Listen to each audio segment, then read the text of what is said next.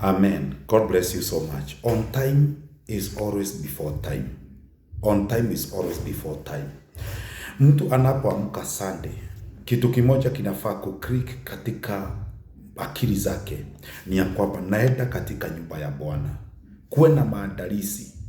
Tuwe watu ambao wanajiandaa na kujua ya kwamba we are going to the house of God. Watoto wetu tunawaitaka katika 6 na wengine 5:30, na ili ikifika 6:40 na 7 they are in the school. Wazee wetu wakati wanaenda kazi, maji inakuwa kwa bathroom mapema sana, pia bibi zetu. But when it comes in the church, there is a serious issue about people are taking for granted. Na hii jambo ni shida kubwa sana ambalo watu wanalipuuza, lakini liko na impact baadaye.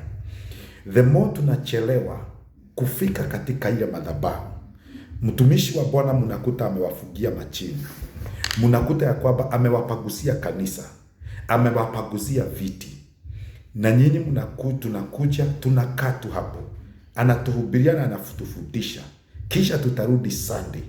There are levels we are desired to reach, but we are not going to reach. Kwa nini nasema hivyo? Because lazima kuwe na kitu kinaitangwa order. Order kwa church is very important. That is why there are no miracles in the church. That is why healing is not taking place in the church. That is why tutasidi kusema hakukuwa na upenyo. Lakini tulikuwa tunataka upenyo utoke wapi jameni?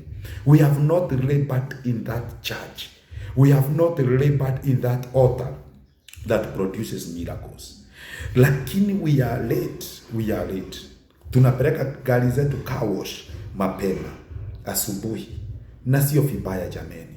Tunafanya mambo fulani asubuhi, instead tukibie katika kanisa mapema. Prepare yourself, jiandae nguo zako mapema, jipange vizuri.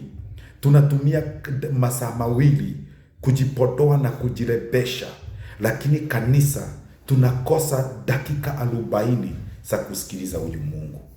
Mwanadamu huzaliwa na mpango wa Mungu, na kisha mwisho wake hukua katika mpango wa Mungu. If we know how grateful our God is, akituona when the spirit of obedience is working in us, tutaanza kuwa watu ambao wataelewa hii jambo. Why are we late in the house of God? Why?